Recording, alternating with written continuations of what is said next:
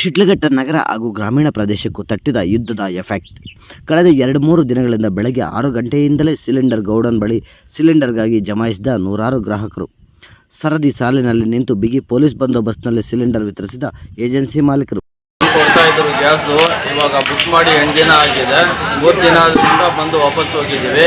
ಇವಾಗ ಬಂದು ಬೆಳಗ್ಗೆಯಿಂದ ಕಟ್ಕೊಂಡಿದ್ದೀವಿ, ಕ್ಯೂನಲ್ಲಿ ಬರ್ತಾ ಇದ್ದೀವಿ. ಮತ್ತೆ ಗ್ಯಾಸ್ ಸಿಗೋದು ಕಷ್ಟನೇ ಇದೆ. ಅದಕ್ಕೆ ಏನಾದರೂ ಸ್ವಲ್ಪ ಪರಿಹಾರ ಮಾಡಿ ಸ್ವಲ್ಪ ಸಲೀಸ್ ಮಾಡಿಕೊಡ್ಬೇಕಂತ ವಿನಂತಿ ಮಾಡ್ತಾ ಇದ್ದೀನಿ. ಹೆಸರು?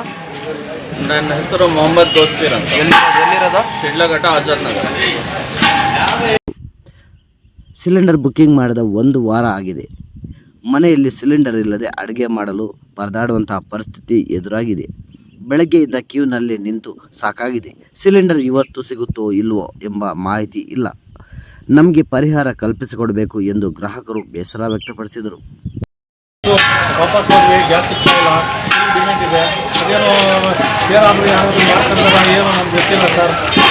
ಅದಕ್ಕೋಸ್ಕರ ನಮ್ಮದು ಗ್ಯಾಸ್ಗೆ 2 ದಿನ ಆಗಿದೆ ಸರ್. ಒಲೆ ಹಚ್ಚಿ 2 ದಿನ ಸರ್, 2 ತಿಂತಾನೆ ಇದ್ದೀವಿ. ಗ್ಯಾಸ್ ಇವಾಗ ಸಿಗುತ್ತೋ ಇನ್ನೂ ಗ್ಯಾರಂಟಿ ಇಲ್ಲ ಸರ್. ಸುಮಾರು 3 ದಿನದಿಂದ ನಮ್ಮ ಹೆಸರು ಮುನಿಯಾಯ್ತು ಸರ್. ಪಿಂಪಳ್ಳಿ ನಮ್ಮದು. ಶಿಡ್ಲಘಟ್ಟ ಗೌಡನ್ಗೆ ದಿನಕ್ಕೆ 500 ಸಿಲಿಂಡರ್ ಬರುತ್ತಿದೆ. ಆದರೆ 2,000-3 ಸಾವಿರ ಜನ ಸಿಲಿಂಡರ್ ಬುಕ್ಕಿಂಗ್ ಮಾಡುತ್ತಾರೆ. ಗ್ರಾಹಕರು ನಮಗೆ ಸಹಕರಿಸಬೇಕು. ಇಂದು ಅಥವಾ ನಾಳೆ ಎಲ್ಲರಿಗೂ ಸಹ ಗ್ಯಾಸನ್ನು ಕೊಡುತ್ತೇವೆ ಎಂದು ಗೌಡನ್ ಏಜೆನ್ಸಿ ಮಾಲೀಕ ತಿಳಿಸಿದ್ದಾರೆ. ಬುಧವಾರ, ಗುರುವಾರ 3 ದಿನ ಲೋಡ್ ಇದ್ದೇ ಇದ್ದ ಕಾರಣಕ್ಕೋಸ್ಕರ ಲೋಡ್ ಬಂದಿರಲಿಲ್ಲ. ಆಮೇಲೆ ಮೊನ್ನೆ ಒಂದು ಲೋಡ್ ಮಾಡಿಸಿ ನೆನ್ನೆ ಎಲ್ಲ ಡೆಲಿವರಿ ಕೊಡಿಸಿದ್ದೀವಿ. ನೆನ್ನೆ ಹಾಫ್ ಡೇ ಇತ್ತು, ಅಲ್ಲಿಗೂ ಮೊನ್ನೆ ರಾತ್ರಿ ಲೋಡ್ ಅನ್ಲೋಡ್ ಮಾಡಿ ಕಳಿಸ್ಕೊಟ್ಬಿಟ್ಟು ನೆನ್ನೆ ಲೋಡ್ ತರಿಸ್ಕೊಂಡು ಇವತ್ತು ಬೆಳಗ್ಗೆ ಎಲ್ಲ ಡಿಸ್ಟ್ರಿಬ್ಯೂಟ್ ಮಾಡ್ತಾ ಇದ್ದೀವಿ. ಆ್ಯಕ್ಚುಲಿ ನಾವೆಲ್ಲ ಬೆಳಗ್ಗೆ ಬಂದು ಜನಗಳಿಗೆ ಎಲ್ಲರಿಗೂ ತಲುಪಿಸಿದ್ದೀವಿ. ಏನಂತಂದರೆ ಏನೋ ಮಾತು ಮುಖಾಂತರ ಎಲ್ಲ ಮನೆಗಳಿಗೂ ನಾವು ತಲುಪಿಸ್ತೀವಿ. ಅಣ್ಣ ನೀವು ದಯವಿಟ್ಟು ಕ್ಯೂನ ಕ್ಲಿಯರ್ ಮಾಡಿಕೊಂಡು ದಯವಿಟ್ಟು ಮನೆಗಳಿಗೆ ಹೋಗಿ ಅಂತ ಹೇಳ್ತಾ ಇದ್ದೀವಿ. ಬಟ್ ಜನ ಏನು ಸಹಕಾರ ಮಾಡಿದ್ರು ಅಂತಂದ್ರೆ ನಮಗೆ, ಅಣ್ಣ ನಾವೇನೂ ಗಲಾಟೆ ಮಾಡಲ್ಲ, ನಾವೇನೂ ತೊಂದರೆ ಕೊಡಲ್ಲ, ದಯವಿಟ್ಟು ನಮ್ಗೆ ಇಲ್ಲೇ ಕೊಟ್ಬಿಡಿ.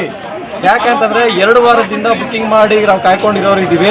ದಯವಿಟ್ಟು ಅದಕ್ಕೋಸ್ಕರ ಮೊನ್ನೆ ಎಲ್ಲ ಬಂದು ವಾಪಸ್ ಹೋಗಿರೋರು ಇದ್ದೀವಿ. ಅದಕ್ಕೆ ಇಲ್ಲೇ ಕೊಡಿಸ್ಕೊಟ್ಬಿಡಿ ಅಂದಿದ್ದಕ್ಕೋಸ್ಕರ ಮಾತ್ರನೇ ಇಲ್ಲಿ ಕೊಡಿಸ್ಕೊಡ್ತಾ ಇದ್ದೀವಿ. ಇಲ್ಲ ಅಂತಂದರೆ ಇಲ್ಲಿ ಯಾರಿಗೂ ಒಬ್ಬರಿಗೂ ಒಂದು ಸಿಲಿಂಡರ್ ಕೊಡ್ಕೊಡ್ತಾ ಇಲ್ಲ. ಎಲ್ಲ ಡೋರ್ ಡೆಲಿವರಿ ಹೋಗ್ತಾ ಇತ್ತು. ಆಮೇಲೆ ದಯವಿಟ್ಟು ಜನನೂ ಅಷ್ಟೇ ಸಹಕಾರ ಮಾಡಬೇಕು. ಏನಕ್ಕೆ ಅಂತಂದರೆ ಎಲ್ಲರೂ ಪ್ಯಾನಿಕ್ ಆಗ್ತಾಯಿದ್ರ, ಏನಕ್ಕೆ ಆಗ್ತಾಯಿದ್ದೀರಾ ಅಂತ ನನಗೆ ಗೊತ್ತಾಗ್ತಾ ಇಲ್ಲ. ಏನಂತಂದರೆ ದಿನ ಯಾವಾಗ ಲೋಡ್ ಬಂದಂಗೆ ಲಾಸ್ಟ್ ಟೈಮ್ ಬಂದಾಗೆ ಬರ್ತಾ ಇತ್ತು. ಇವಾಗ ಮನೆಗಳಲ್ಲಿ ಏನೋ ಯುದ್ಧಗಳು ನಡೀತಾ ಇದೆ, ಸಿಲಿಂಡರ್ ಸಪ್ಲೈ ಇಲ್ಲ ಅಂತ ಅಂದ್ಬಿಟ್ಟು 6,000 ಜನ, 3,000 ಜನ, 4,000 ಜನ ಬುಕ್ಕಿಂಗ್ ಮಾಡಿದ್ರೆ ಬರೋದು ಒಂದು ಲೋಡು 500 ಸಿಲಿಂಡರ್ ಹೆಂಗೆ ಕೊಡೋದು ನಾವು? ಅದಕ್ಕೆ ದಯವಿಟ್ಟು ನೀವು ಅರ್ಥ ಮಾಡಿಕೊಂಡು ಮನೆಗಳಿದ್ದು ಡೆಲಿವರಿ ಬಾಯ್ಗೆ ಒಂದು ಸ್ವಲ್ಪ ಸಹಕಾರ ಮಾಡಿ. ಇವತ್ತಾಗದೆ ಹೋದ್ರೆ ನಾಳೆ ಆದರೂ ಕೊಡ್ರೋಣ ಅಂತ ಹೇಳ್ರಿ. ದಿನಕ್ಕೆ ಒಂದು 800 ಜನ 900 ಜನ ಫೋನ್ಗಳು ಮಾಡಿದ್ರೆ ಫೋನಲ್ಲಿ ರಿಸೀವ್ ಮಾಡೋದು ಹೆಂಗಣ? ದಯವಿಟ್ಟು ಅರ್ಥ ಮಾಡ್ಕೊಳ್ಳಿ, ನಮ್ಗೊಂದು ಸ್ವಲ್ಪ ಸಹಕಾರ ಕೊಡಿ, ನಾವೆಲ್ಲ ಕ್ಲಿಯರ್ ಮಾಡ್ತೀವಿ. ನಾವು ನಿಮ್ಮ ಹತ್ರವರೆಗೂ ಬರೋಕ್ಕೆ ಬಿಟ್ಕೊಡಲ್ಲ. ನಾವು ಲೋಡುಗಳು ತರಿಸೋದಕ್ಕೆ ರಾತ್ರಿ 1 ಗಂಟೆವರೆಗೂ ಕೆಲಸ ಮಾಡಿ ನಮ್ಮ ಆಫೀಸರ್ಗಳು ಕೇಳಿಕೊಂಡು ಲೋಡುಗಳು ತರಿಸ್ತಾ ಇದ್ದೀವಿ. ಲೋಡುಗಳು ನಿಮ್ಗೆ ತರಿಸಿ ನಿಮ್ಗೆಲ್ಲರಿಗೂ ಸಿಲಿಂಡರ್ ತಲುಪಿಸೋ ಜವಾಬ್ದಾರಿ ನಮ್ಮದು, ನಾವು ತಲುಪಿಸ್ತೀವಿ. ದಯವಿಟ್ಟು ನಮಗೊಂದು ಸ್ವಲ್ಪ ಸಹಕಾರ ಮಾಡಿ, ಅಷ್ಟೇ ನಾನು ಕೇಳ್ಕೊಳ್ಳೋದು. ಥ್ಯಾಂಕ್ಸ್. ಅಜ್ಜ